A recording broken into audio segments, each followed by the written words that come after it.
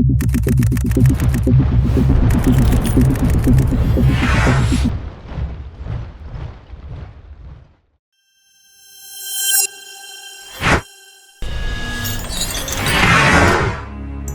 mga sugilanon kagitabo nga hindi madali masaysay. Ang mga sugilanon nga natago sa pamusod sang nagligad nga panahon apang pilit nga nagapabilin, nagahulat nga matukiban kag masaysay hinaot nga makasugid sang ila kadungganan kag maragtas. Apang paano na lang kung ang karon nga mga hitabo wala sang may makasugid. Pagalipasan lamang bala ini sang tion kag magataliwan upod sang nagligad. Magahulat naman lang bala ini sang iya tion nga matukiban o kung padayon na lang nga malimtan.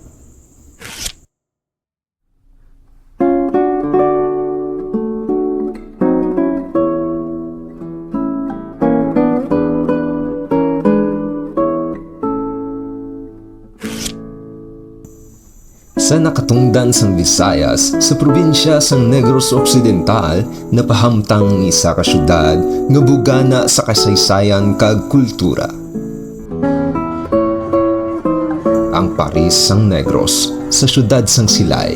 Ang syudad may kapin 30 ka mga balay nga napanubli. Madamo sa sini ang ginhimo nga museo, galerya kag mga sentro sang kultural nga mga paghiwat.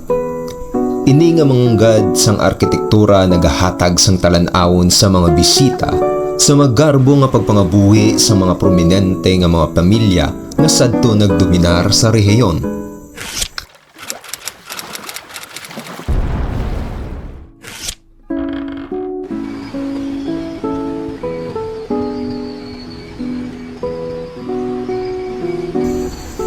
Isa sa mga maragtas nun nga mga balay amo ang ginpatindog ni Victor Fernandez Gaston, anak sang una nga baron sang Kalamay sa Negros.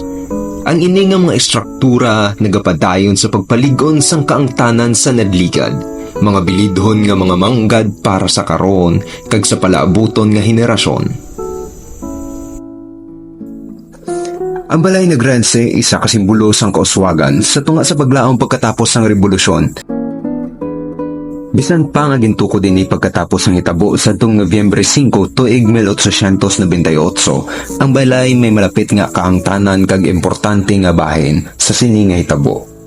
Sa among hugna ang Negrosanon nga mga revolusyonaryo nagtindog batok sa Espanyol nga pagdumalahan kag sa makadali nagpatindog sang Republika sang Negros. Ini nga hublag nagmarka sang importante nga tion sa pagduso sang pungsod para sa kahilwayan.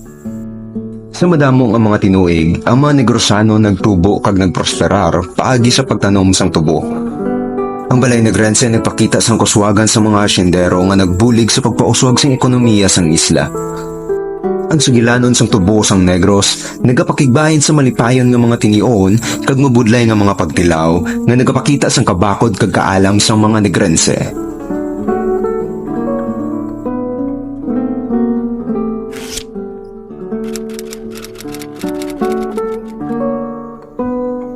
Ang duha ka palapag nga balay nagapakita sa matahom nga mga obra sa kahoy, malapad nga veranda, bintana, kag malapad nga mga hulot nga nagaakomodar sa mga antigo nga gamit.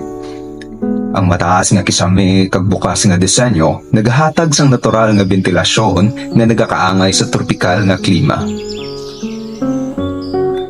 So it was built and designed by the owner itself, Don Victor Gaston E. Fernandez.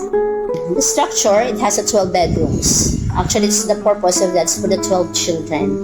So included the master's bedroom. If you enter Balay Negrense, so there's a the facade, so mayroon siya porch. Then pag enter mo, there's a an aisle at both sides. Supposed to be it's a bedroom of the sons. So if you notice, all the rooms are all interconnected, even in the second floor. And then pag enter nyo gid sa balay, there are also the main stairs. So a grand staircase, which the only, as I know, the only house in Silay that has 2 stairs.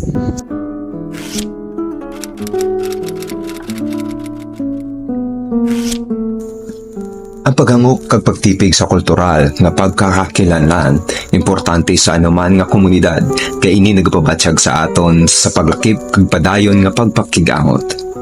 Ang balay ni Grense nagserbisyo sini nga katuyuan paagi sa paghatag sa matuod nga koneksyon sa atong ligad. Gin-create man siya para man to the generation nga ma-experience man nilang amo sina ang klase nga pangabuhi sang una ang gina-portray o kung ang ginahatag sang balay ni Grense. Ma-experience sila kung baga tour ka, ma-experience mo ang sang una. Kag da mo gali mabala ng difference between the life before kag subong. Kag kung kaano kita ka grateful nga makahambal nga we have an identity. Kaya ti maginhalinan tam. Kaya kung wala na siya muna nga mga klase nga mga nga landmark, nga mga history nga gina-offer sa aton, then we will not consider ourselves siguro anegrense. Kaya ti pwede mananta ka ba kung subong nga kung sa subong bino nagapangabuhi kita ti pwede kita tuon mahambal nga taga Negros kita pero wait ta kabalo kung ano ginhalinan ta kung ano ang sanguna may history kita.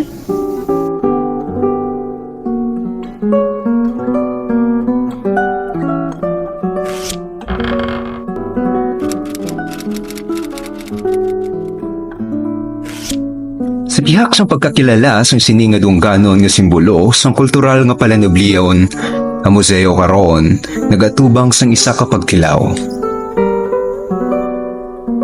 Sa karon, ginapatigayon ang balay ni Grense para sa pagrehabilitar, isa ka kinahanglanon nga tikang agud mapreserbar ang integridad sang iya struktura kag ang iya importansya.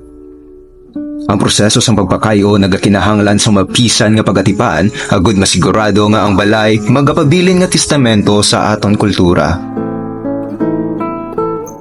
Actually, na-anticipate naman na namon nga time will come nga kung ang balay pero ito mag-deteriorate kaya nakita mo na yung status sa matamat kaya they were self-sustain lang ang balay ni Grense.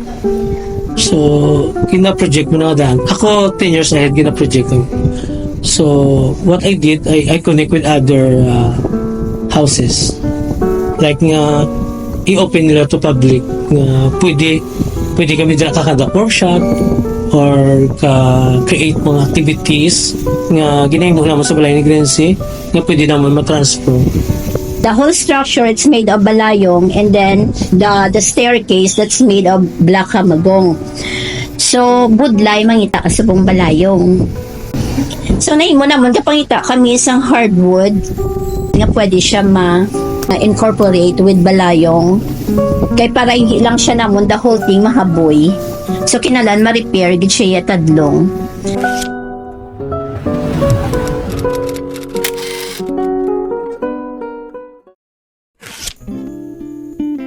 Ang balay ni Grense nagapukaw sang pagtambong sa mga lokal kag bisita sa syudad nga nagapalig-on sang labaw nga paghangop sa biniling nga tradisyon sa mga Filipino. A bit frustrated in a sense na medyo we don't know if we could visit, we could come back again. Kag nagasuporta sa lokal nga ekonomiya bisan pa nga nagapahamtang ini sa karon para sa liwat nga pagpakayo. Dire nakabulig man sa mga galwagagmay nga tiyangge, like sa mga chichirya, kung ano mga baligya din nila, nakabulig man sa amon barangay.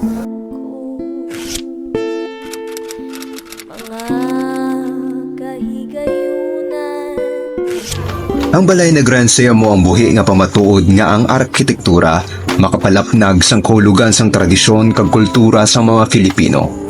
Nagaangot sang nagligad, sang karon kag sang palaabuton tubtub sano.